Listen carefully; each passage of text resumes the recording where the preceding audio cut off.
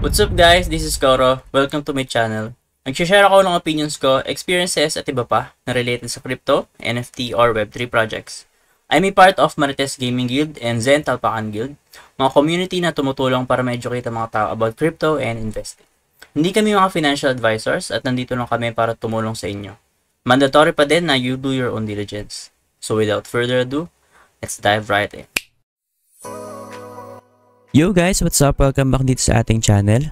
Koro NFT nga pala, and for today pag-uusapan natin is itong update natin kay Pixelverse. So if natatandaan nyo, last month ata or around mga ilang weeks nag-content ako dito about kay Pixelverse, and free lang siya, pwede siyang i-farm dito sa kanilang mismong website and doon sa kanilang Telegram bot. And yun nga, right now meron na silang airdrop and pwede natin itong claim after several days, pero nauna yung kanilang listing. So guys, as you can see, upon searching dito sa Twitter, makikita mo naman pag tinype mo na PixFi listing, makikita mo yung iba't ibang platform or iba't ibang mga exchanges na nag-list na kay PixFi. And para mas makita nyo yung mismo mga presyo nito or chart, if ever gusto nyo siyang i-track, pwede nyo gamitin itong trading view, tapos hanapin nyo lang yung PixFi, tapos mamili kayo ng market dito. Meron tayo kay Bybit, kay BitGet, Gate.io, CoinX, and Poloniex. So for example, kiklik ko si Bybit. So upon clicking kay Bybit, ito yung chart niya. As you can see, mataas-taas yung presyo niya right now, pero mind you na wala pa yung mismong airdrop natin. So inaasahan ko kapag claiming na is medyo bababa tayo dito, and if ever maganda talaga yung laro niya and magtutuloy-tuloy, baka mag-pump ulit to, and yun nga, hindi natin alam talaga kung ano yung mga mangyayari. So going back, ito yung ating dashboard. So if ever hindi ka pa dito naka-register, is pwede ka pa rin naman mag-register dito. I-leave ko lang sa bio yung ating link. Kasi guys, meron pa tayong mga task dito. As you can see, pag click mo tong task, and makikita mo meron tayong society task,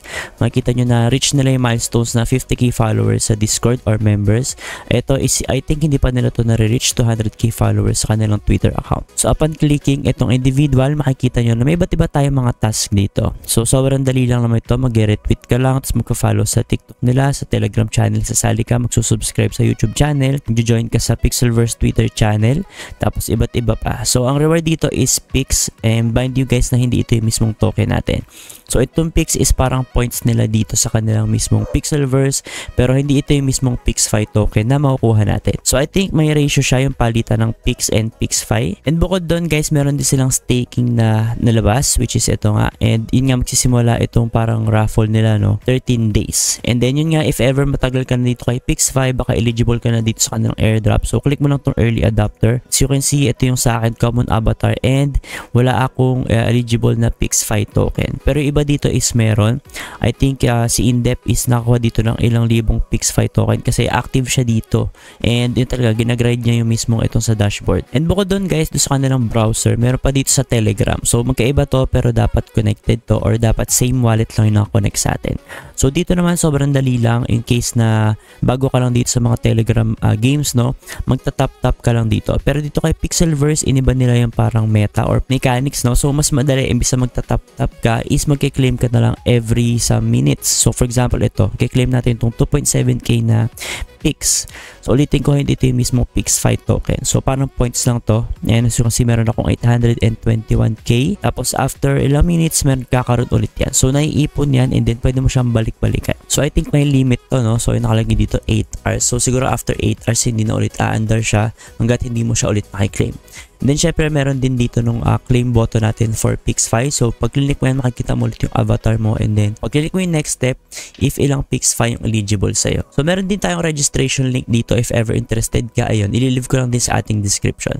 So actually meron tayong dalawa, meron tayo sa Telegram, and then meron tayo sa dashboard, which is yung parang sa browser. And then guys, huwag nyo kalimutan mag-connect ng wallet dito. Ayan, as you can see, dalawa yung naka-connect sa akin. Isang EVM or yung MetaMask ko, and then isa naman is yung Ton wallet. So same guys dito sa dashboard, pag click mo to sa upper right, which is itong parang username mo, so sa akin Koro NFT, makikita mo dalawa din yung nakakonect kong wallet.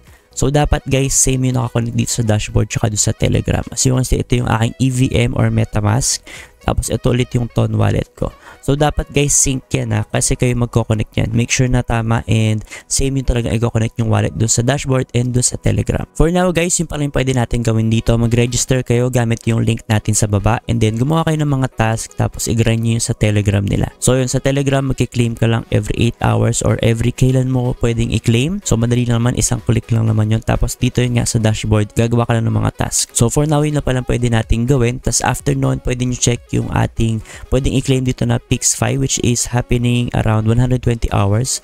So kinumpute ko to, I think so around July 25, 11 AM mangyayari yung ating claiming. So yun guys, quick video lang to para kay Pixelverse, and mind you guys na sobrang free lang to and wala ka talaga ditong ilalabas na budget. So as much as possible, i-grind nyo to kasi yun nga, opportunity naman to, and di natin alam kung talagang makakakuha tayo dito ng decent amount ng airdrop or hindi. So if ever may updates ako dito and mga ibang mga quick post, I'll make sure na magpo-post ako sa TikTok and Facebook, kaya I suggest na mag-follow din kayo sa ating ibang social media platforms. So yun lang guys, and see you sa ating next video.